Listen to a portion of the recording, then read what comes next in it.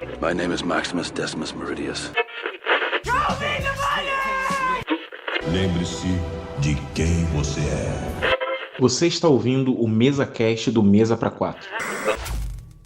Galera, lembrando que essa aqui é a versão que você ouve pro YouTube. Se quiser ouvir as versões do Spotify, Deezer e outros agregadores, clica lá. Senhoras e senhores, meninos e meninas, estamos começando mais um MesaCast para falar sobre discursos motivacionais, seja de série, filme, o que quer que seja. Efraim Fernandes aqui. E se você nunca repetiu um discurso de cinema, você viveu errado. Fala galera, Rafael Teodoro aqui e não tem banheiro para pretos neste andar. Fala rapaziada, aqui é o Marcos Gomes e eu preciso de motivação. Então galera, a lista é longa, praticamente infinita, então eu separei alguns aqui, né? Obviamente alguns são de praxe, né? Porque já tá no imaginário popular, né? Mas eu queria começar com vocês aí. O Teodoro, ele citou aí, cara, um filme que é muito interessante. Fala aí, Teodoro. O trecho é do Estrelas Além do Tempo, né? Que é um filme que fala das primeiras cientistas e engenheiras negras dentro da NASA, né? No projeto lá da corrida, durante a corrida espacial. E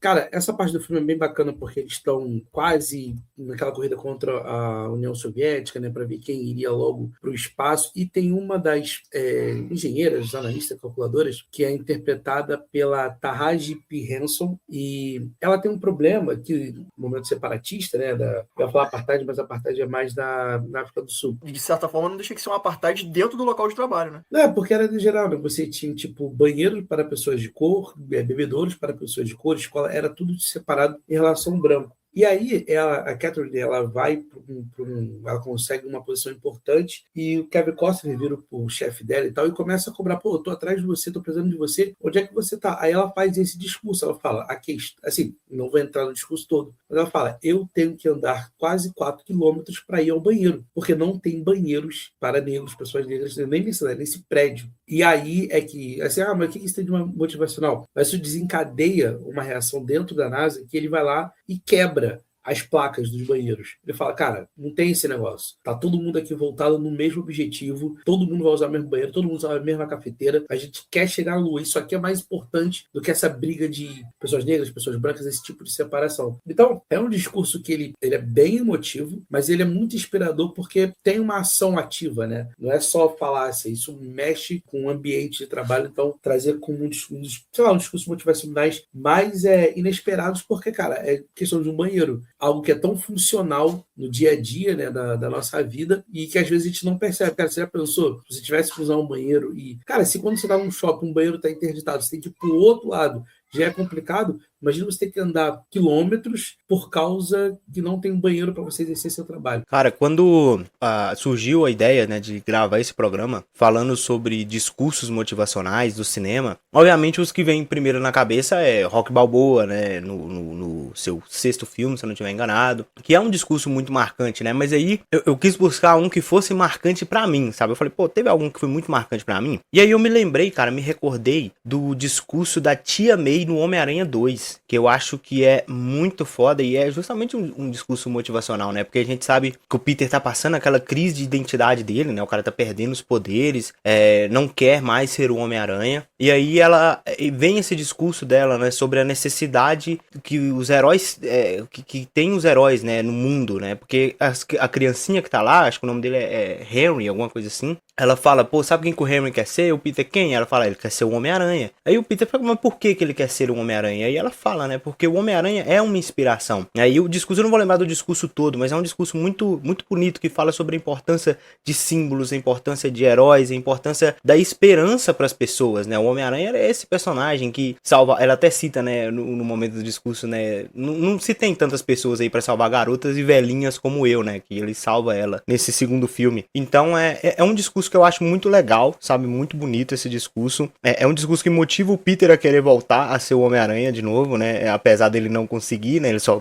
vira o Homem-Aranha depois que a Mary Jane é capturada. O Peter é muito gado, infelizmente. Mas eu acho que serviu como essa injeção de ânimo pro Peter querer voltar a ser o Homem-Aranha, por ser esse símbolo, porque a gente sabe que o Homem-Aranha sempre tem esse discurso do grandes poderes vem grandes responsabilidades, né? Então, isso é um mantra que segue o personagem e assombra ele o tempo todo. Ele até fala, né, essa é a minha maldição. Então, esse discurso vem pra lembrar o Peter disso, que ele tava perdendo essa essência dele, né? Eu acho um discurso muito foda e leva a gente a acreditar que a Tia May sempre soube que o Peter era o Homem-Aranha, né? Porque pelo jeito que ela fala, leva a gente a acreditar nisso. Então, cara, eu acho esse discurso muito foda, sabe? Sobre realmente como a gente precisa de ter essas figuras de esperança pra gente, né? Principalmente em um mundo tão caótico que a gente tá nos dias de hoje, né, mano? É a ficção reverberando a realidade, né? Não tem como. Olha, eu me atrevo a dizer que Homem-Aranha 2 é um dos melhores filmes de super-heróis já feitos. Pra mim, a minha opinião pra mim é o melhor. Eu considero o melhor, mas eu entendo que no popular não seja o melhor, mas concordo, cara, é um dos melhores. Olha, sem dúvida. Eu ia falar papo de bater Guerra Infinita e Superman o filme, assim. Por aí. O de 78 que foi a grande, a epítome do que é ser herói pra mim ali, por mais que hajam efeitos datados em Superman, um filme de 78 do Christopher Reeve, o que o personagem representa, cara, tipo assim, ele é a epítome do herói. Só que, cara, Homem-Aranha 2 é tão bom. Homem-Aranha 1 e Homem-Aranha 2 são muito bons, mas, cara, tem coisas no Homem-Aranha 2 que eu falo assim, caralho, Sam Raimi, tu tava inspirado quando tu fez essa parada. Por isso que eu me atrevo a dizer, cara, por mais que Guerra Infinita seja todo um ápice de filmes interligados e tudo mais, que levam até esse grande ápice, que é o Guerra Infinita, cara, o Homem-Aranha 2 é um cara só naquele rolê inteiro e te causa essa reação de você olhar e você admirar um herói. Então, cara, mano. Eu tenho pra mim que o Homem-Aranha 2 ele pode bater de frente com Guerra Infinita. Eu sei que Guerra Infinita tem uma... Como é que eu posso dizer? Ele tem um apelo muito maior, o Guerra Infinita, né? Por tudo que ele representa. Mas, cara, Homem-Aranha 2, meu amigo, isso é antes de a gente ter um universo compartilhado. Pô, aquela cena lá de quando ele tá tendo a luta no trem, né? Essa luta no trem já é demais. Mas o final, né, dele se sacrificando. E gosto muito também daquela cena quando as pessoas, né, estão ali ajudando o Homem-Aranha, né? E mostra meio que essa troca, né? Do Peter é o cara que tá se sacrificando, o cara se partiria ao meio ali por aquelas pessoas e ter também essa troca das pessoas, falar, olha, a gente viu quem você é, mas seu segredo tá bem guardado com a gente, né? Eles ajudam, a galera fica na frente do Dr. Octopus, ó, se você quiser pegar ele, você vai ter que passar por mim. Então, pô, é um filme muito foda e muito inspirador nesse sentido, né? Porque você já citou isso várias vezes, né, Efra? Como o Homem-Aranha, ele é o símbolo do brasileiro, né? Pô, do jovem brasileiro fudido, né? Ele é esse símbolo. Então, você vê um personagem assim, que é tão parecido com a gente, né, e você, obviamente que a gente não combate o crime e não solta teia, né, pelos prédios aí, óbvio, né? Mas a gente tem dilemas, a gente tem nossas responsabilidades, sabe, e muitas vezes a gente quer fugir, cara, a gente quer sair fora, fala, pô, cara, por que eu não largo essa parada, sabe, mas a gente sabe que depende da gente muitas coisas, né, depende da gente ir lá e fazer, e acho que esse filme do Homem-Aranha, ele é muito inspirador nesse sentido, também gosto do primeiro, como você falou, mas o segundo eu acho que ele pega tudo que foi legal no primeiro e, sabe, joga pra cima e melhora, realmente o Sam Raimi tava muito inspirado fazendo esse filme é irado. Tem uma frase nesse filme, eu acho que é quando a Tia May, acho que é algo que a Tia May fala pro Peter e o Peter vai e replica isso pra Mary Jane, eu não lembro agora, mas fala assim, que às vezes pra fazer a coisa certa é preciso você ser firme e desistir daquilo que você mais quer, até dos nossos sonhos. Eu falei, caralho, Sam Raimi, que é isso, meu amigo? Tu tá on fire o cara nesse filme. É bem isso mesmo. Ela fala assim, acredito que há heróis... Eu tô com a citação aqui, ó. Acredito que há um herói em todos nós, que nos mantém honestos, nos dá força, nos torna nobre e finalmente nos permite morrer com orgulho, mesmo que às vezes tenhamos que ser firmes e destruir o que mais queremos, até os nossos sonhos. Puta, cara, é um baita discurso. É muito foda isso aqui. Meu irmão. Quando não é o Homem-Aranha, é o Batman, né? A gente tá sempre citando um ou outro aqui na nossa gravação. Não tem como, é os tops dos super-heróis, então a gente tem que citar os caras toda vez, pô. Agora, fugindo de super-herói, eu queria citar um aqui que é o grande personagem do Stallone, né? A gente falou ali antes, né? Rock Balboa, né, cara? Que assim, é clichê, mas acho que a gente precisa falar. E é a cena específica do 6º filme do Rock, sabe? Eu gosto muito da franquia Rock, eu não gosto do 5º filme, porque eu acho o 5º filme bem ruim. E eu lembro que na época, quando chegou o Rock Balboa, eu não lembro, acho que foi em 2006, eu vi no cinema com a galera. Cara, eu fiquei assim, mano, pô, Rock Balboa, 6º filme e tal, pô, será que precisa? Será que não precisa? Pô, o Rock 5 já foi tão ruim, era tão ruim que ninguém lembrava que existia o Rock 5, e aí, beleza, resolveram fazer o Rock Balboa, e o Rock lá já bem coroão e tal, aquela coisa toda. E, mano, o Stallone nesse filme, ele tá arregaçando, cara. Eu não sei se ele concorreu ao Oscar, parece que foi no Creed, acho que foi no Creed, né, que ele tava concorrendo, mas enfim. Foi no Creed. E aí tem a cena, cara, que ele fala pro filho dele, o Robert, né, porque o Robert tá naquela de, ai, a minha vida, não sei o quê, tarará, tarará, tarará. E aí aí ele fez o que todo pai deveria fazer quando vê um filho numa situação daquela, né? Tipo, ele dá um esporro no garoto, mas ao mesmo tempo ele tava ensinando pra ele uma lição, né? Quando ele fala pro filho sobre não colocar a culpa nos outros, né? Não colocar a culpa nos outros, porque, né, ele tava sentindo a sombra do pai, aquela coisa toda. E aí ele falou alguma coisa do tipo, acho que nem você ou qualquer um vai bater tão forte quanto a vida, e não é sobre o quanto você bate, mas sim o quanto você aguenta apanhar e seguir em frente. Meu irmão, eu tava no cinema nesse dia com a galera da faculdade, cara, eu lembro que tinha uma galera, tipo assim, soluçando, mano. Soluçando vendo essa parada, sabe? Então, cara, Rocky Balboa, eu acho que é um personagem que ele é um exemplo, ele é que nem um Homem-Aranha, cara. Ele é um fudido, ele se fode todo, mas o cara continua lá. Ele não é um super-herói por definição, mas ele é o cara do dia a dia, sabe? É um cara que, porra, teve tudo. Teve altos, teve baixos, perdeu, já foi rico, foi o maior lutador do seu tempo, perdeu a esposa, tá tentando voltar ativo porque ele tem coisas no porão pra botar pra fora, como ele fala no filme, porque ele tá sentindo aquele vazio dele, a relação dele com o filho dele não tá boa. Então, cara, é uma franquia que eu acho maravilhosa, tirando o quinto filme de novo, tá? Que eu não gosto do quinto filme, mas é uma franquia maravilhosa. E essa cena do sexto filme, cara, eu acho que é uma definição de discurso motivacional que serve pra todo mundo, independente da idade, do seu status social, sabe? Eu acho que é uma parada universal. Sim, eu acho que toda a franquia Rocky, se tu for ver, ela é muito inspiradora, né? Os filmes são muito inspiradores, não tem como. É você ver o filme e você querer treinar. Essa é a parada, ouvir a música e ficar maluco pra ir treinar. Mas até no próprio Creed, cara, tem também uma cena que eu gosto muito. Não é muito um discurso motivacional, mas é uma parada que é muito foda. Que é quando ele tá treinando o Donnie e aí ele fala, olha, tá vendo esse cara aqui na frente do espelho? Aí ele, sabe quem que é esse cara? Esse é seu maior inimigo. Eu acredito isso na vida e também no ringue. E aí ele fala, e é muito foda esse diálogo, né? Ele fala, ó, quando você dá um soco no cara, o que que ele faz? Ele dá um soco de volta. Então é muito foda isso, sabe? Como o Stallone, né? Ele fez o primeiro filme, eu acho que, se eu não estiver enganado, ele foi o roteirista do primeiro filme, né? Ele é um cara que sempre trouxe muito essa inspiração. Ele é um cara muito foda nesse sentido. E realmente é muito triste ver que ele não ganhou o Oscar lá no Creed, que ele tava bem demais, cara. Porque ele realmente é esse personagem que tá motivando o tempo todo o Donnie, sabe? Às vezes segura ele quando acha que é necessário, mas, puta, ele é um baita personagem, realmente uma inspiração si próprio. Não, o personagem Rock, não precisa nem de falar nada, ele já é muito inspirador já, né, cara? É muito foda isso. Eu particularmente gosto muito dele no Creed, porque ele passa justamente essa sensação de alguém experiente, cascudo, que já viveu, já sofreu, já bateu, já apanhou, e é o papel do velho, sábio, ancião, mestre, entendeu? Mas mesmo assim ele tem um drama dele, com a questão do câncer e tal. E, cara, realmente, ele no Creed, pra mim, é o ápice do rock, de maneira geral, no Creed 1. E assim, a história do Rock tem muito, acho que tem muito do que o Stallone tava vivendo, né, cara? Porque, assim, por alto, tá? Eu não conheço toda a história do Stallone, mas eu sei que na época, quando ele tava fazendo Rock, ele tava fudidaço de grana, sabe? Ele teve que vender o cachorro dele. Cara, olha isso, mano. O cara teve que vender o cachorro dele.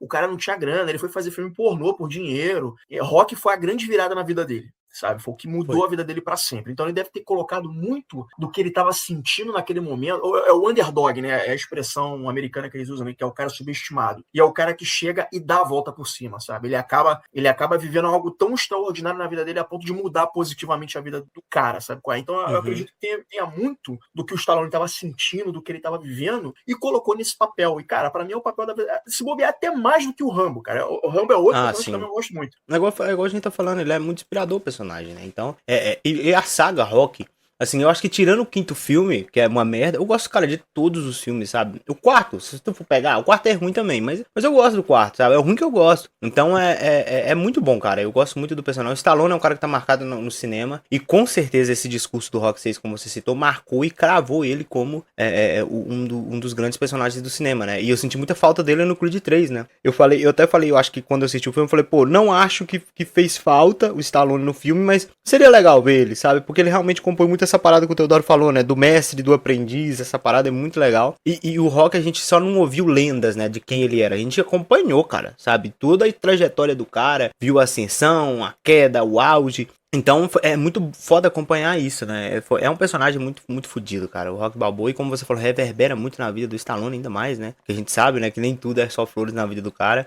Mas é muito, muito bom, cara. Eu gosto muito desse filme, inclusive o sexto. Como você falou, eu acho que na época muita gente falou, pô, pra quê, né? Pra quê um filme do Rock 6? E, puta, foi uma baita surpresa, né? Eu acho um filmão, cara. É um filmaço. Talvez um dos melhores filmes do Rock aí, tranquilamente. Cara, eu preciso puxar A gente já falou sobre esse momento antes, mas, mano, ver isso no cinema foi o discurso do rei Telden em As Duas Torres. Retorno do Rei. Retorno do Rei, quando ele morre, é Batalha dos verdade, Campos quando do ele morre. Pérola, depois da cavalgada dos Rohirrims. Quando ele morre, é verdade, que ele fala, lanças serão usadas, escudos serão partidos, um dia de luta, não sei o quê, morte. Eu falei, meu amigo, que parada é essa, cara? E aquela trilha fantástica, cara. Pô, essa cena é demais. Ele passando, batendo a espada na ponta das lanças e preparando a galera. Porra, cara, essa cena é maravilhosa. É muito foda mesmo. Essa cena aí pô, eu lembro de eu ficar arrepiado, irmão, a primeira vez que eu vi. Eu falei com vocês, eu acho, né, que eu assisti Senhor dos Anéis a primeira vez, assisti o estendido, né? Que eu, tipo assim, não fazia ideia que tinha o normal e o estendido. Assisti lá o que eu tinha, que tava disponível primeiro que apareceu pra mim, eu assisti. E foi pra mim, assim, uma missão dura no quesito de ser longo, né? Porque eu assisti tudo em um final de semana. Então,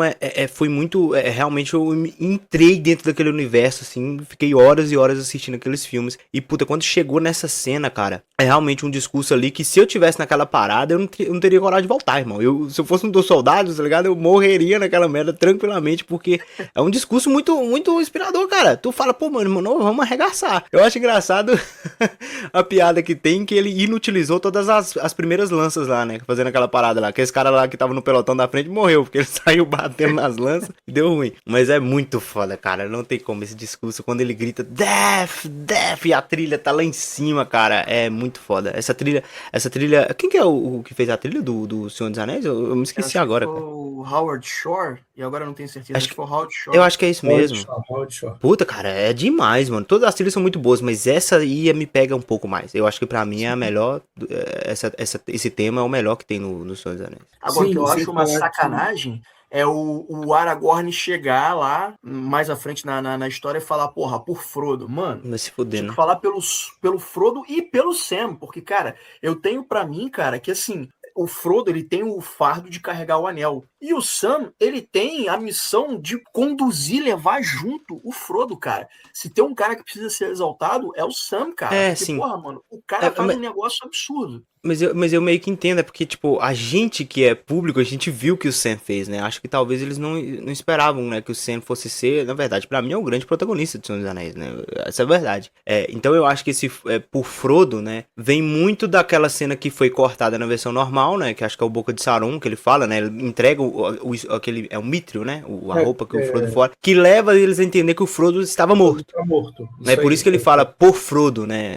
Eu entendi mais assim, não que eles estavam fazendo aquilo por ajudar o Frodo e tudo, sim, é tipo uma vingança pelo Frodo ali, e sem contar que a missão, né, era tipo, cara, a gente vai lá pra porta de Mordor, vai lá pros Portões Negros, atrair atenção pro Frodo poder passar em segurança. Tipo, a gente vai criar uma distração. Aí chega lá, olha, eu já te capturou o cara que você tava, tipo, te capturou o cara. Então agora fala assim, cara, dane-se, a gente vai morrer mesmo por Frodo. Vambora, vamos vingar o cara, vamos honrar a imagem dele. E se a gente for colocar também nessa questão do balanço do discurso, tem o próprio discurso do Sam, eu ia falar isso. Do rei, né, que é o não posso carregar o anel, mas posso carregar o senhor. Né? Então, na verdade, o Sam tem um discurso que eu acho que é mais bonito do que esse, que é o discurso no final do Duas Torres. Que ele tá falando sobre pelo que vale a pena lutar, né? Pela bondade, né? Que ainda existe algo bom nesse mundo, vale a pena lutar. É muito foda, realmente. É o melhor personagem. As histórias que contavam pra eles, que ele agora entendia o significado. Senna é o melhor personagem. Então, vou puxar outra mulher, né? Hoje eu tô bem feminista. Mas vou puxar outra mulher que é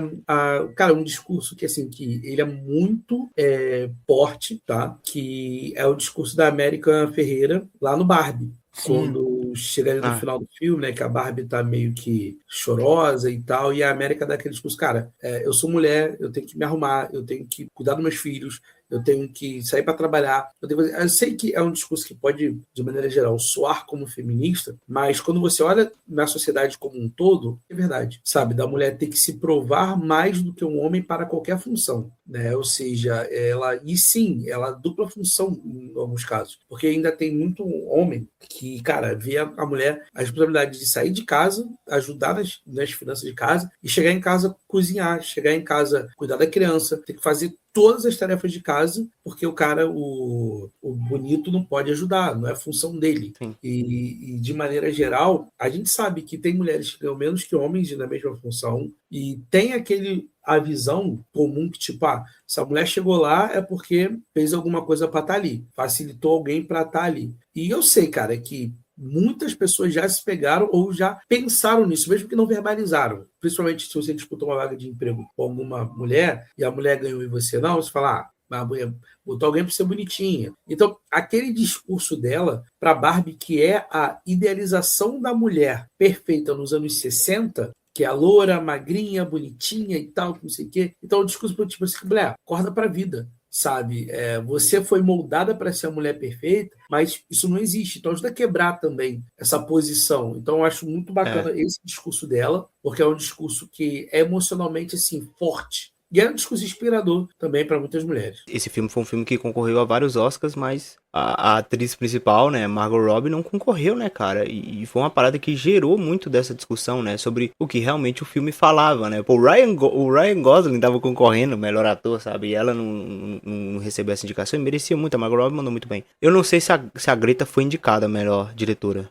Eu não tenho certeza. Mas, cara, do jeito que a academia é, acredito que também não. E a gente sabe que dentro do cinema, a gente sabe que existe muito essa questão mesmo, né? Não, ela não foi. Eu tô vendo aqui justamente. Não foi, né? Olha, nem melhor atriz, nem melhor direção. Pra tu ver, né? Como os caras, né? Sei lá, cara. Não sei se eles entenderam muito bem o filme. Não tô dizendo aqui que por esse discurso elas deveriam ser indicadas. Mas a gente sabe que existe essa parada realmente, sabe? De dar essa preferência mais pra homens, sabe? No Oscar. É difícil você ver uma diretora sendo indicada. Pô, Chloe Zhao, quando ganhou, eu fiquei em choque. Eu não acreditei que a Chloe Zhao tinha ganhado um Oscar, sabe? Então realmente um discurso muito, muito importante e muito real na nossa sociedade, né? Isso é um baita discurso. Eu abri aqui, né? eu tô lendo aqui, que é o seguinte, eu tô lendo a Rolling Stone, que tá dizendo... que tá falando sobre essa questão da América Ferrara, acho que é assim que se pronuncia, Ferreira, né? Ferreira ou Ferrara, enfim, a atriz, que fala que ela é responsável por um dos monólogos sobre feminismo, né? Ela diz o seguinte: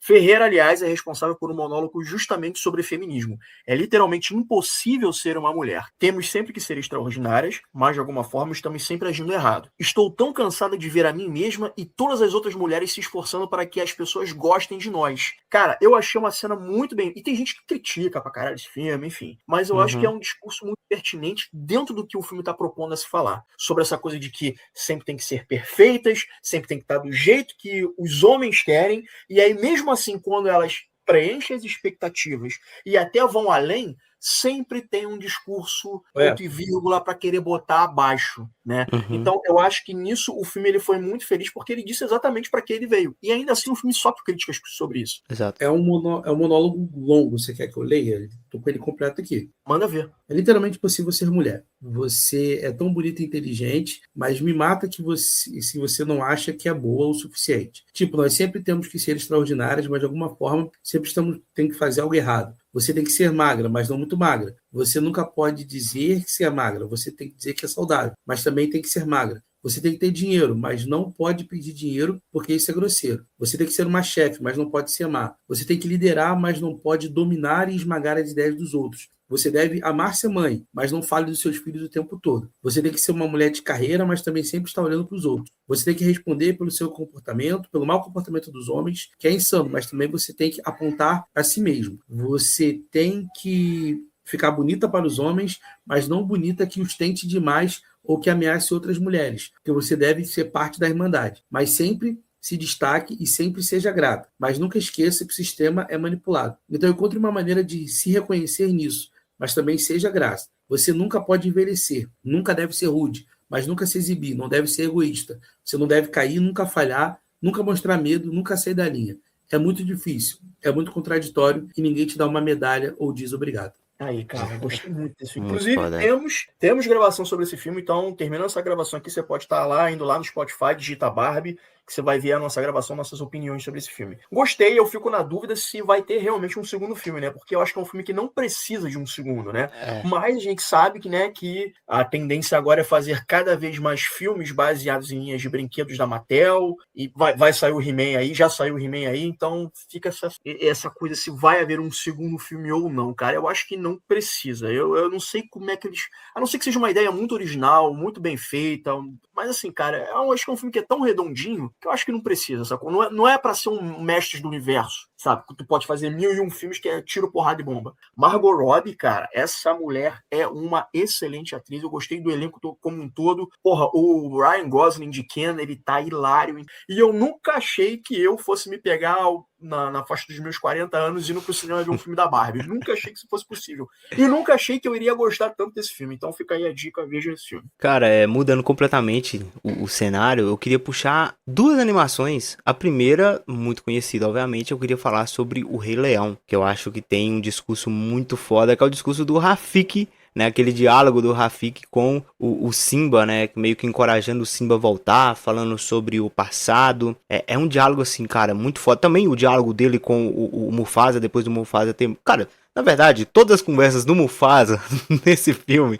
são um discurso motivacional, tá ligado? Essa é a verdade. Vamos ver, nada se compara ao discurso da Bronca, né? Sim, e inclusive fiquei muito puto no cinema quando fui assistir o filme de 2019 e cortaram a cena do Rafiki conversando com o Simba, cara. E eu achei que assim, pô, peraí, pra que lançar esse filme, cara? Calma, qual discurso a gente tá conversando? A gente tá falando do... Eu tô falando do Rafiki. O do Rafiki, quando ele bate o cajado na cabeça e fala, por que você fez isso? Sei lá, o passado, pra que se importa? Já passou, né? É muito foda isso aí. Não, o que eu ia falar, pensei que você tá falando do discurso do Mufasa, quando ele vai salvar o Simba e Nala, que estão lá na Terra das Hienas. Aquele discurso, né, que ele fala, pô, o rei tem medo, eu tive medo de perder você, olha as estrelas, o rei do passado e tal. Cara, aquele discurso é incrível. É foda também, Não, igual eu falei, né? Todas as cenas do Mufasa, assim, são fodas, né, cara? São demais. E realmente, eu acho que a animação O Rei do Leão é, por muito considerada a melhor, talvez a melhor animação de todos os tempos. E eu acho que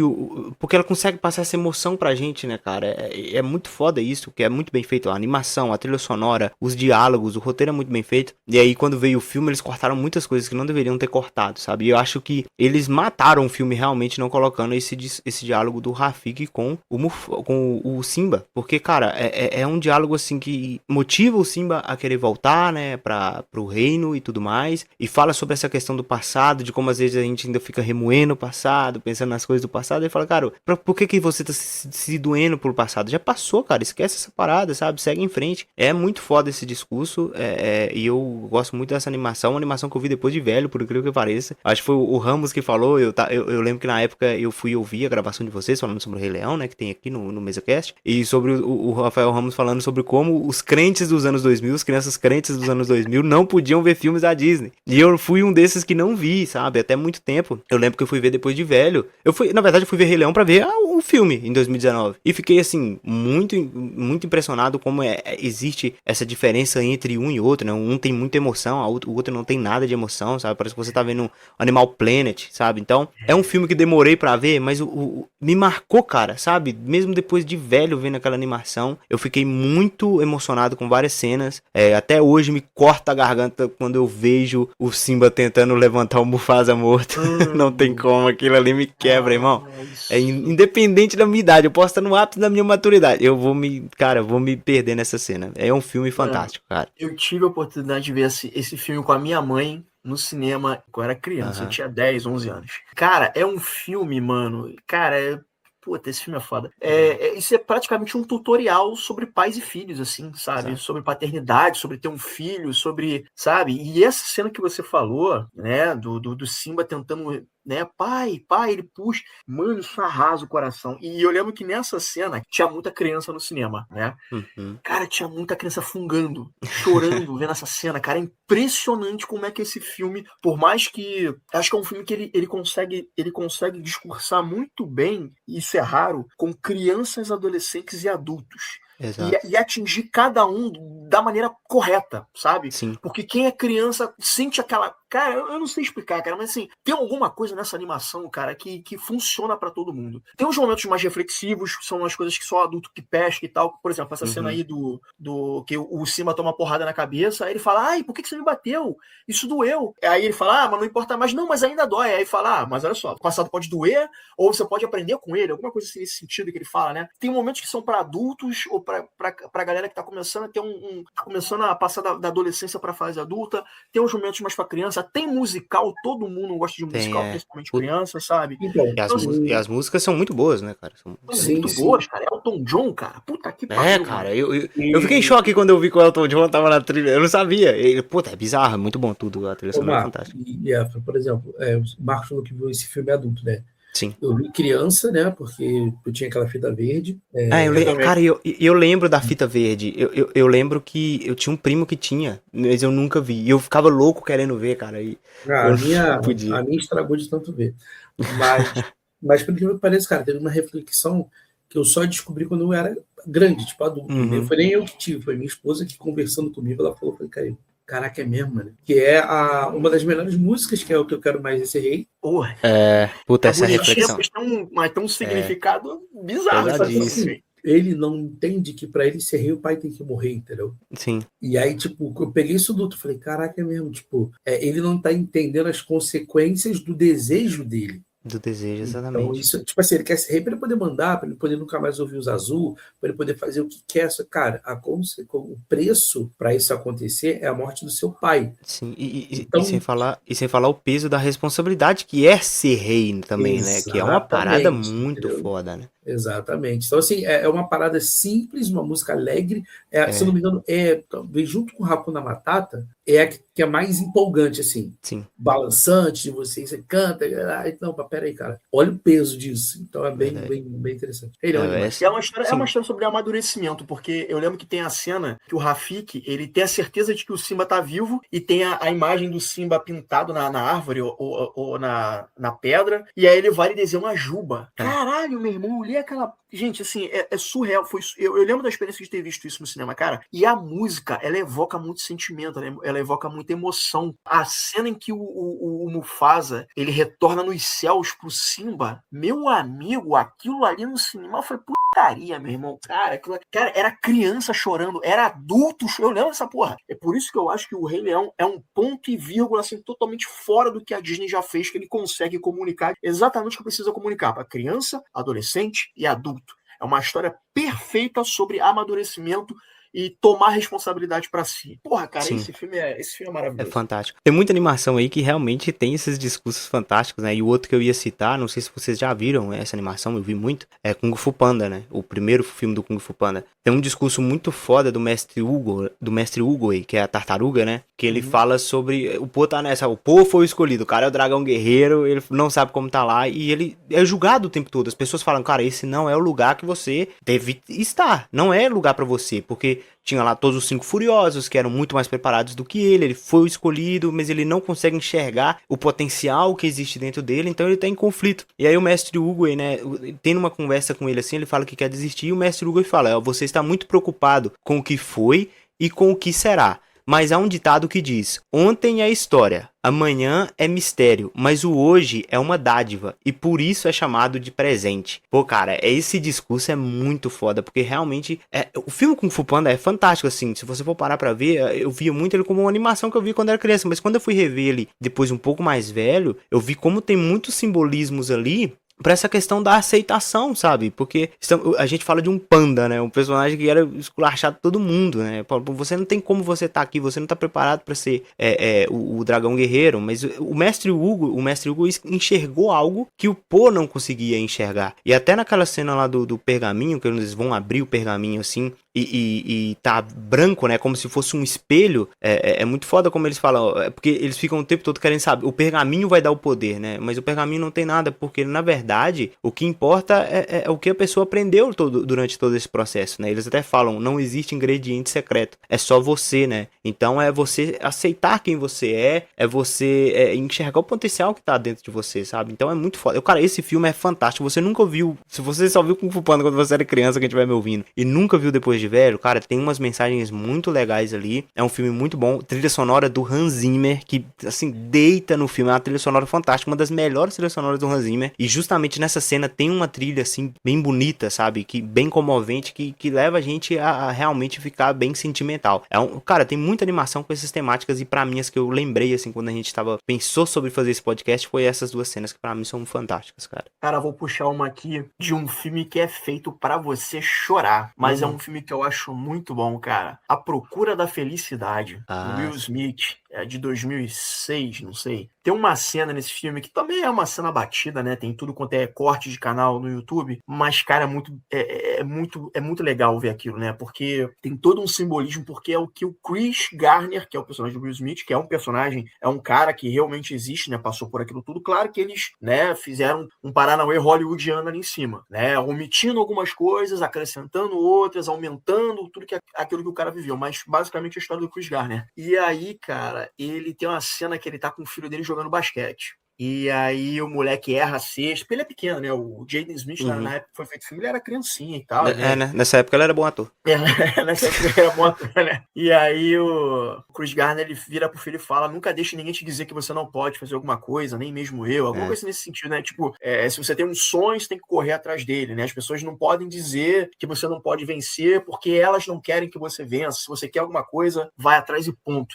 É uma cena muito clichê, é um tipo de discurso muito clichê? Sim, eu sei que é. Mas quando você vê tudo aquilo que o cara tá passando, de dormir no metrô, cara, no banheiro do metrô, ir pra abrigo, e ter hora certa pra chegar, e o cara vai trabalhar, e aí o cara tá naquela de bater a meta pra ver se ele consegue um cargo melhor, e o cara vai preso. Cara, é tanta merda que acontece na vida desse cara, entendeu? E o casamento dele não dá certo, porque ele casa lá com a personagem da Tangerine Newton, que é outra atriz excelente também, e aí eles têm um filho, que é um menino, e aí não dá certo o casamento, não dá certo no que ele tava investindo, a mulher mete o pé, mas ele vira e fala, não, o moleque vai ficar comigo, e ela nem questiona, que pra ela, foda-se.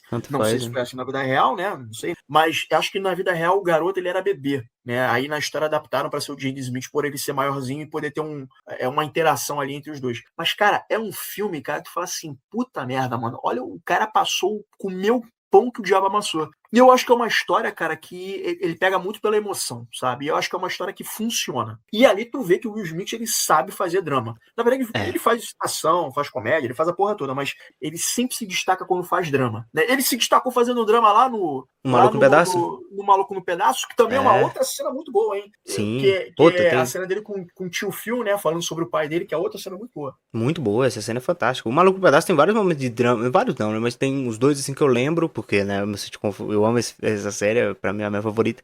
Essa cena é muito boa, sobre quando ele fala sobre esse discurso do pai, né, que, puta, eu não preciso mais do meu pai, eu ainda não tenho mais 5 anos, eu vou ser um pai melhor do que ele, é muito foda, e o abraço do tio Phil e tudo mais.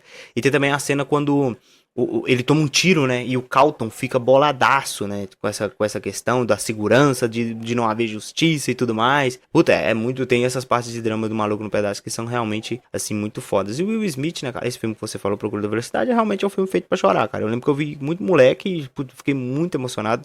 Queria até rever esse filme depois, mas é realmente um filme ali, ele é feito pra tu chorar. Tu vê a manipulação vindo, mas, cara, não tem como, sabe? Porque você compra muito bem o personagem, né? Você compra ideia, você simpatiza com ele, sabe? E você... É diferente pra mim, igual. Eu lembro que quando teve aquela febre do Milagre da Cela 7, que foi um filme que todo mundo falou que chorou, eu acho que é um filme que força muitas coisas e você não se conecta tanto com os personagens assim pra se emocionar. Esse aqui é bem diferente, sabe? É porque ele te deixa o tempo todo com aquele personagem do Will Smith e é como se você estivesse acompanhando a vida do cara. Você torce pelo cara, você torce para as coisas darem certo, sabe?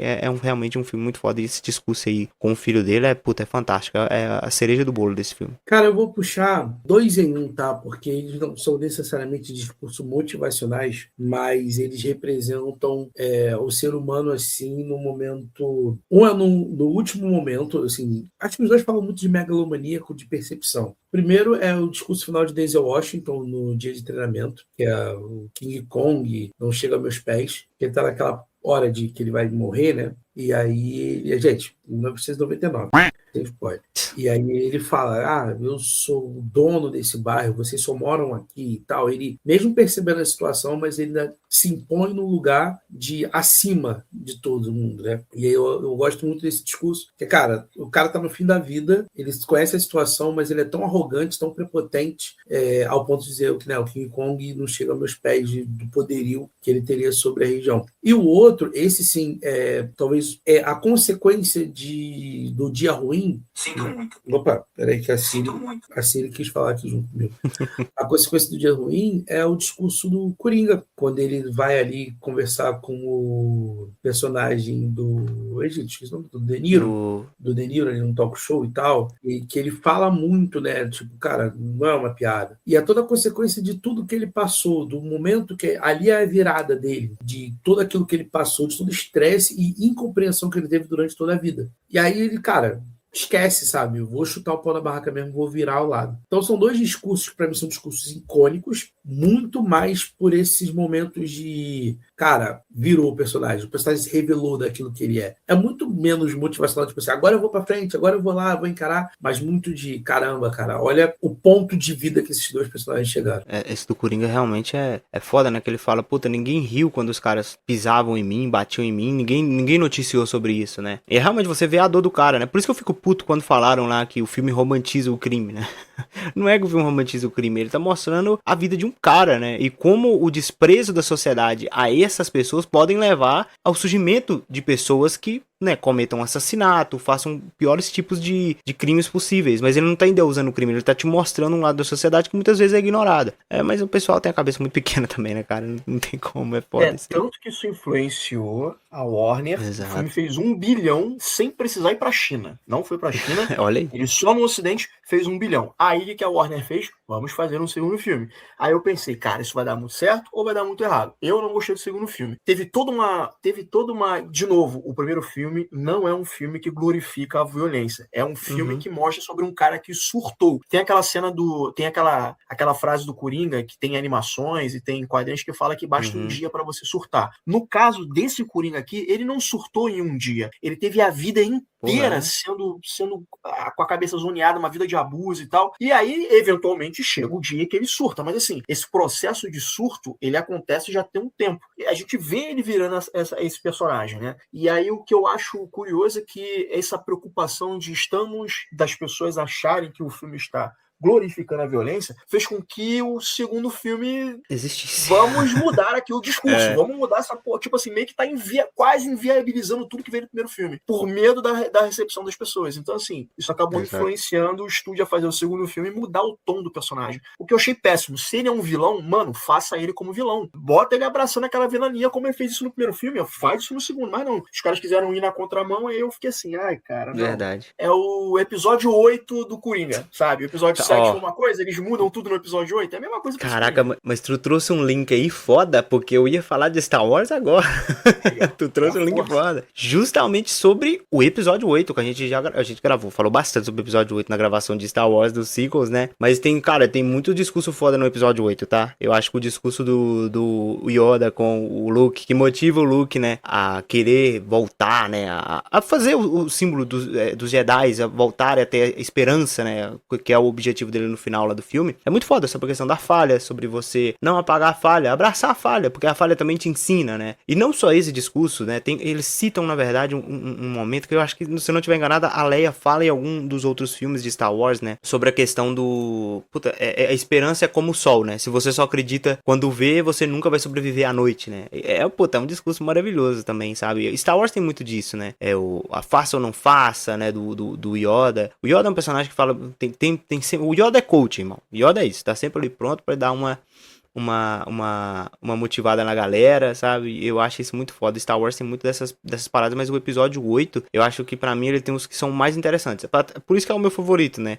Star Wars tem muito disso e esse episódio 8 é fantástico. Então, precisa adicionar o discurso do Luke pro Kylo, né? Principalmente nesse episódio 8, né? Sim. Tipo, Sim, também. cada palavra que você falou tá errado. Tá errado, E aí ele segue, né? Esperança A rebelião nasceu hoje, a guerra está só começando, né? E eu não sou o último Jedi. É foda demais. Esse filme é do cacete, cara. E assim, cara, até o do Luke eu acho muito foda também no episódio 6, né? Sobre quando ele tá ali quase matando o Darth Vader, né? O Imperador tá rindo, e aí ele percebe, aí ele joga o sabre e fala, olha, eu não vou fazer isso, eu sou um Jedi, assim como meu pai era antes de mim, eu não vou pro lado negro da força, sabe? É um discurso assim bonito, o cara, ele foi tentado, naquele momento ele tava sendo tentado, ele percebe, ele fala, não é isso que eu vou fazer, você vai me matar aqui, mas eu não vou fazer isso, e é o que faz o Darth Vader voltar, né? É um discurso que motivou o Darth Vader a voltar, então, pô, pode ser considerado como um discurso motivacional, né? Ó, um outro discurso aqui que eu acho bacana é no filme do Matrix. O Neo, ele tá em dúvida se ele é ou não a figura do escolhido, se isso é real, se isso é balela e tal. E aí, quando ele começa a acreditar em todo esse rolê de que ele pode vir a ser aquela coisa toda, é a cena em que ele salva o Morfeu, né? Que tipo, é a cena do helicóptero, né? Aí ele vai, tem todo aquele rolê dele. A Trinity pula do helicóptero e ele segura ela depois de ter dado um jeito de salvar o Morfeu. E aí o Morfeu vira para ele e fala assim: cedo ou tarde, Neo, você vai perceber que existe uma diferença entre conhecer o caminho e trilhar o caminho. Né? Então acho que isso mexeu na cabeça dele para ele aceitar um pouco mais essa coisa de que ele é a figura do escolhido, né? E ele realmente passa a acreditar que aquilo era possível quando ele vai encarar o Smith o agente Smith no trem do metrô, na estação do metrô, né? Porque a primeira coisa que falam para ele, se eu não me engano, acho que foi o Cypher, ele vira e fala, cara, toda vez que você encontrar com a gente, faça que nem a gente faz, corra. E ele não corre, ele resolve encarar o maluco, porque ele começa a acreditar. Então acho que o filme, ele briga com essas coisinhas, ele tem alguns discursinhos e tal, para fazer o Neo ele chegar lá. A gente tava falando aqui sobre Coringa, eu lembrei que tem muitos filmes com cena de tribunal, né, que tem essa parada. E aí eu lembrei de não sei se é motivacional. Eu achei motivacional, pra mim. O discurso do Punisher na segunda temporada de Demolidor. Pra mim é motivacional aquela parada, irmão. Sabe, vou matar vagabundo. Vocês acham que eu tô louco? Eu não tô louco, meu irmão. Eu acho essa cena foda. É um diálogo muito irado. Mas eu só trouxe pra brincar mesmo, porque realmente não é um discurso motivacional. Mas é um discurso, assim, que fala muito sobre o personagem. E, tipo, quando fala de cena de tribunal, é a primeira que vem na minha cabeça. Porque no Coringa 2, né, tem esse discurso do Coringa, né? Voltando nesse filme merda. Que ele fala sobre, eu não sou mal, né? Foi o que aconteceu comigo aqui, foi por causa disso, daquilo outro, que eu acho que, né, invalida muito o outro filme, né? Porque mostra que foi, sei lá, pra mim, me leva a entender que o cara virou aquilo por tudo que a gente viu, sabe? Não foi do nada, não foi um cara que acordou no dia, eu sou mal, igual o Pica-Pau. Não. Sabe, é diferente. O discurso do Coringa é muito, muito ruim, cara, sabe? E eu fiquei tentando lembrar de algum, assim, de tribunal, e o que me lembrou mais foi esse do Punisher. Realmente, eu não consegui lembrar de algum outro, assim, que seja foda. Esse discurso do Punisher não deixa de ser motivacional pra ele mesmo. Ele tá ali reafirmando quem ele é. Então, pra ele não deixa de ser motivacional. Porque a primeira coisa que ele vai fazer quando ele sair dali é matar vagabundo. É coisa que ele faz a vida inteira, entendeu? É o que ele fez no especial dele do Justiceiro, que lançou agora, que a gente também tem gravação. Cara, esse especial foi um puro pretexto pra gente ver o John Bernthal de volta fazendo o que o Punisher sabe fazer de melhor. É isso. Mata vagabundo, não tem uma história muito bem bolada e não. É só uma desculpa pra ver o John Bernthal matando gente. Ele é o Running Man, né? Ele numa fuga, tentando sobreviver, e nessa que sobreviver, ele acaba matando quem tiver na frente dele. É isso. Não tem um roteiro escrito, escrito com o máximo de cuidado. Não. É uma história simples e funciona. Pra mim, funciona. Cara, ainda falando sobre... você falou, né? Que a gente tá sempre falando de Batman e de Homem-Aranha. Tem aquele discurso do Batman do Nolan, né? Que fala sobre o porquê caímos, né? Pra levantarmos, né? Eu achei esse discurso muito foda. Eu gosto muito dele, né? O Batman... acho que no Batman Begins que tem mais ênfase nesse discurso, né? Porque realmente, né?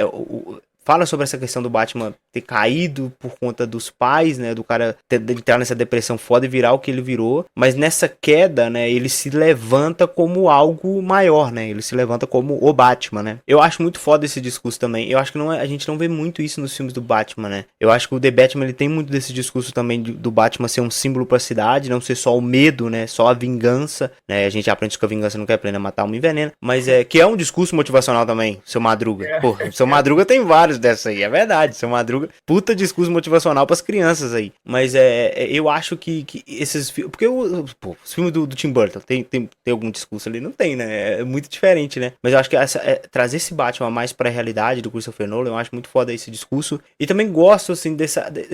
Não tem em nenhum momento no The Batman um discurso que fala sobre um monólogo, né? Mas eu acho que passa muito esse símbolo do Batman ajudar as pessoas, né? Você não gosta do discurso do Superman, Efraim? Lá Não, no olha filme só. 2025? Assim, eu falei pra implicar, porque eu também, cara, apesar de ter aquela parada dos bastidores que saiu depois, do James Gunn explicando o discurso, eu ainda acho fraco. Eu não gosto. Eu acho expositivo demais, tá ligado? Mas é isso aí, Batman e Então, Superman, assim, seus eu discursos. não acho essa cena ruim. O que me incomoda nessa cena não é o que ele fala, porque aquilo que ele tá falando É é o que verdade. o Superman é.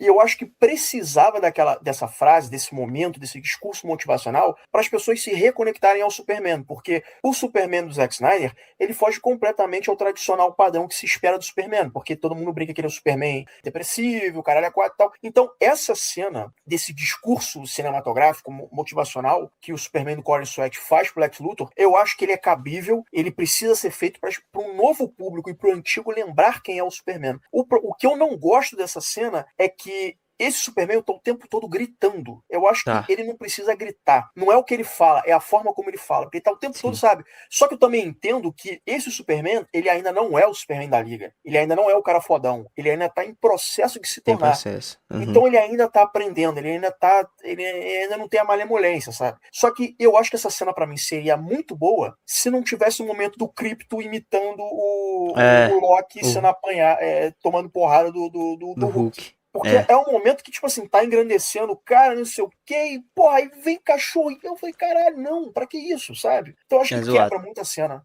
Eu acho que, né, se a gente fala desse filme do Superman, acho que talvez a gente pode considerar um discurso que é legal, é o discurso do pai, né? Com que ele tem aquele diálogo com o pai. É muito foda, né? Porque tem toda aquela questão do Superman estar desenganado sobre o que ele era, ele achava que ele era uma coisa, mas os pais dele, biológicos, mandaram ele pra Terra pra outro motivo, mas o pai dele fala, cara, o que define quem nós somos são as nossas atitudes, né? Eu gosto muito disso no enredo do filme, sabe?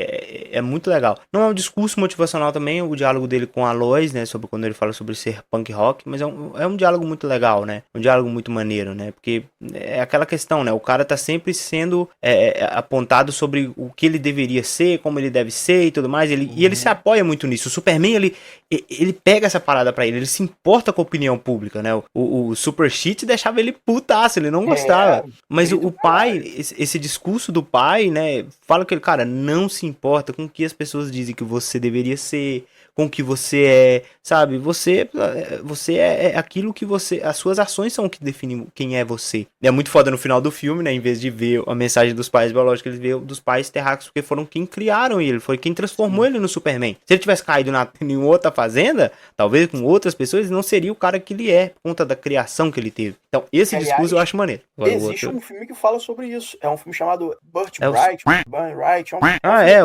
De terror. É um de terror, ele é até produzido pelo James Gunn, que é tipo um tarife do Superman se ele tivesse caído na Terra, criado, tivesse a melhor das criações, só que dentro do garoto ele já tem a sementinha do mal. Então tudo já vai... Inclusive, até depois do sucesso que esse filme fez, tinha-se o plano de fazer versões malignas, né, dos heróis conhece e tal. Seria tipo um universo compartilhado, quase um Injustice. Sim. Alguma coisa nesse sentido. Acabou que ele foi pra frente. Eu gosto do David Gordon Sweat, tá perfeito como Superman, o elenco inteiro tá muito bom, e dentro da proposta que o James Gunn traz, funciona. Só não é tanto pra mim, sabe? É o Superman início de carreira, o cara não tá calejado, então tem hora que ele tem que ouvir para ele poder absorver aquilo, o discurso do pai, como você falou, ele conversando com a Lois sobre ser punk rock.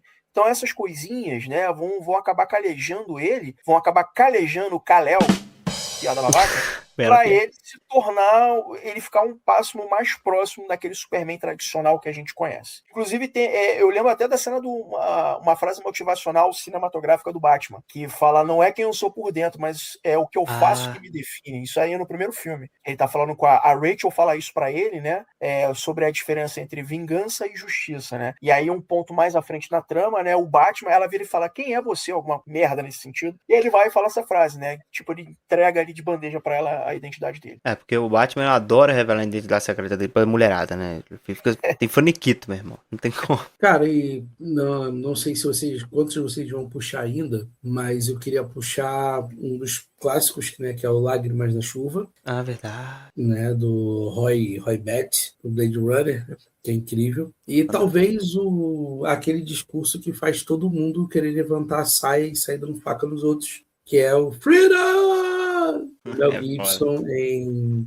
Olha só, Coração Valente. Eu ia falar a Última Esperança, mas Coração Inclusive, Valente. eu tô com a frase aqui, por acaso eu consegui a frase aqui, eu não sei se é essa frase que ela tá traduzida de forma correta, mas tá escrito o seguinte: lute e pode ser que morra, fuja e você viverá, pelo menos por um tempo. Então, no seu leito de morte, daqui a muitos anos, você estaria disposto a trocar todos os seus dias, desde hoje, por apenas uma chance? Apenas uma chance de voltar aqui e dizer para os nossos inimigos que eles podem tirar nossas vidas, mas não a nossa liberdade. Porra, salva de palmas aí pro William Wallace, que esse cara... O Mel Gibson nesse filme aqui, o maluco tá on fire. Cara, mas o Teodoro citou Lágrimas na Chuva, eu queria trazer mais, falar um pouco mais sobre isso, porque eu gosto muito dos filmes do Blade Runner, né?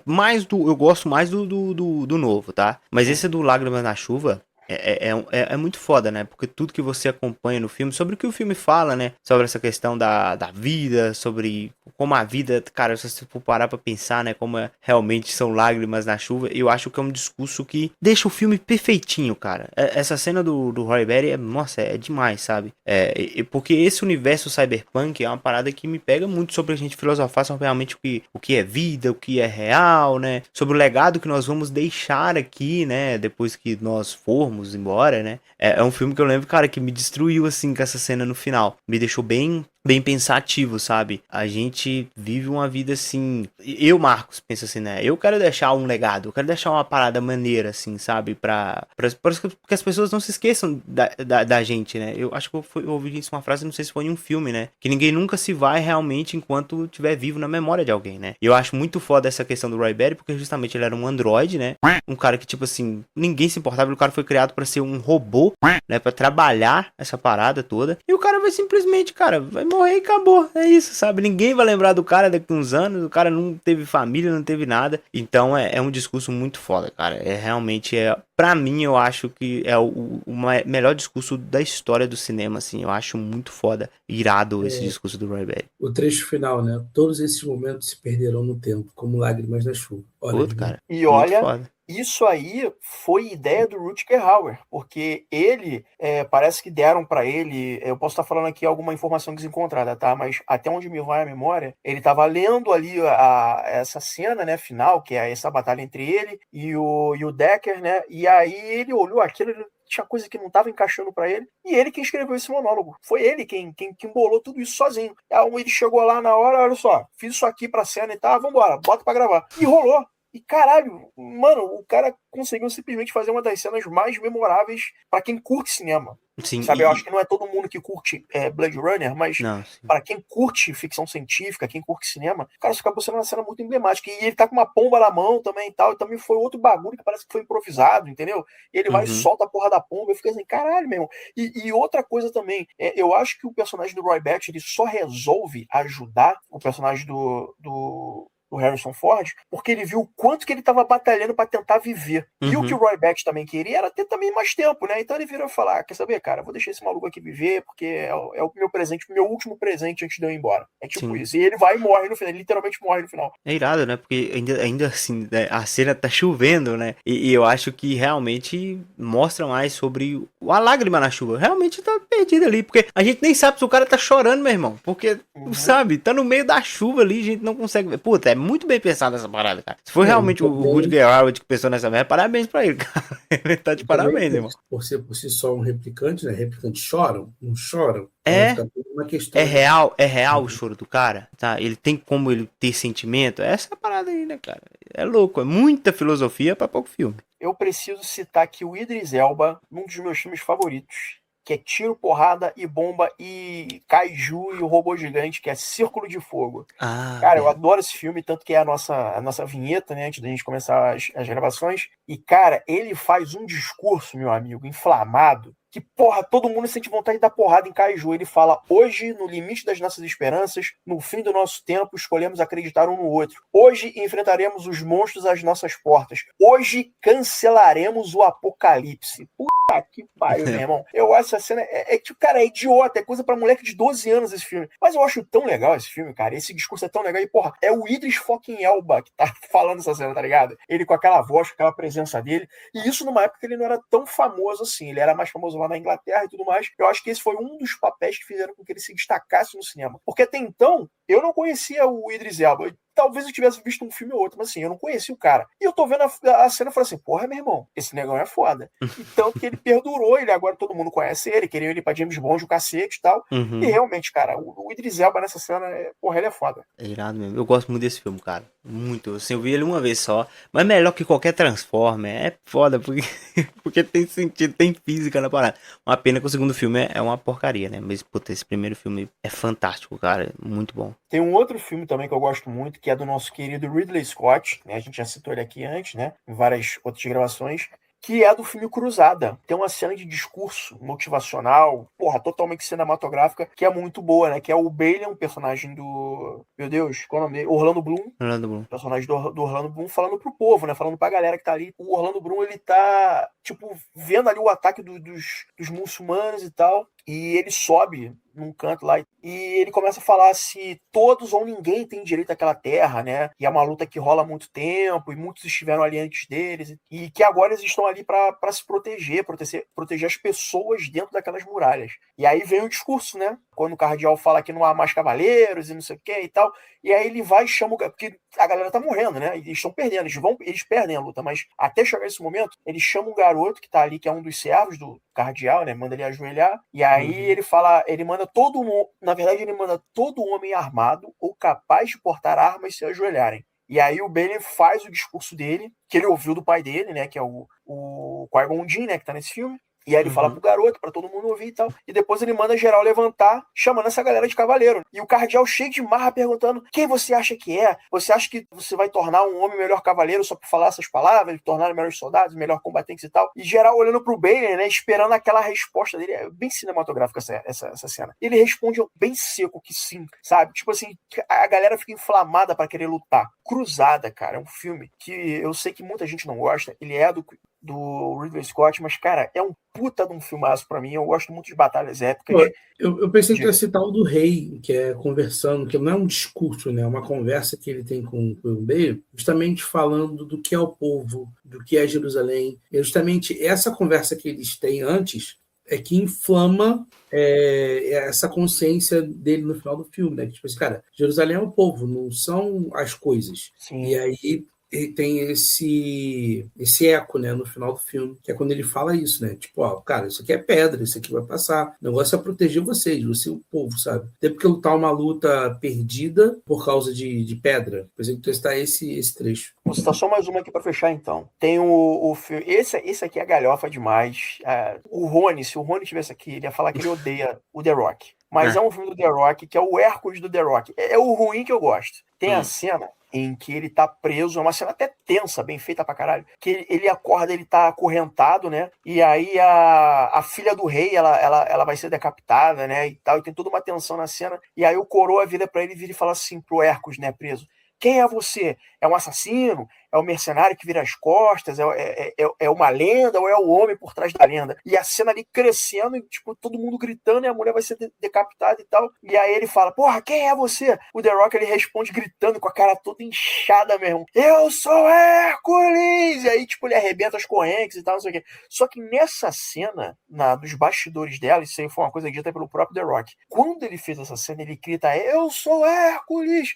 Ele tava com tanta adrenalina, ele tava com tanta coisa, essa agitação pra pôr fora, que depois que ele grita isso, ele desmaiou na cena. Porque ele tava preso, ele tava acorrentado, ele botando aquela adrenalina pra fora, ele não tinha como se mexer. E o cara desmaia. E se você dá um pause, quando ele grita, eu sou Hércules, né? Hércules, a cara dele, meu irmão, tá toda inchada, parece que o olho vai saltar da cara. É uma cena muito boa, cara. Quem puder ver essa cena, cara. E eu gosto desse filme. Eu sei que É filme Sessão da Tarde, é um filme que, tipo assim, sem pé nem cabeça e tal, mas, cara, é tão legal de ver esse filme, sabe? Aquele filme pra você ver, se divertir, tá tudo certo. E eu acho que o Hércules o The Rock, ele manda muito bem como Hércules. Eu queria até ver um outro filme com ele aí, enquanto ele ainda aguenta, né? Porque, assim, The Rock, ele tá 60, né? E ele já não tá mais no meio porte físico, né? Porque ele fez o filme lá de drama, que ele perdeu um pouco, então, se tiver que fazer mais um filme do Hércules, é agora. Pô, você me lembrou de um clássico da Sessão da Tarde, que é... Meu nome é Taylor Taylor. English, motherfucker, do you speak it? Eu nunca sei falar essa parte com o Wilson, que é quando os molequinhos conseguem bater no valentão da escola. Ah, E aí, tô ligado. e o moleque surge, né, falando: acabou o fim do terror, é uma nova era, agora que não sei o que. Aí o moleque começa a levantar e fala: mas ele tá levantando e a gente vai morrer. Esse discurso é muito bom, porque ele corre do inspirador, né, tipo, caramba, os molequinhos venceram o valentão da escola, pra realidade, né? O maluco levantou e vai bater na gente. Senhores, essa foi a nossa gravação. Se bobear, a gente deixou de fora muita coisa. Tem Troia, tem 300, tem uma porrada de filme com frase de efeito. Puta, cara, tem Gladiador. Gladiador, entendeu? Então a gente pode até fazer uma segunda gravação futuramente. Mas, que já estourou o nosso tempo. Mas você já sabe o que fazer. Mesa para 04@gmail.com, 04 numeral. A gente tá no Spotify, Deezer, YouTube Music. Então, todos esses agregadores, então curte, compartilha, ativa o sininho. Muito obrigado pela paciência de vocês, por estar ouvindo a gente, muito obrigado pela audiência de vocês e até a próxima. Me deixa aqui nos comentários alguma frase aí de efeito que vocês tenham gostado que a gente não falou. E valeu, galera, até a próxima.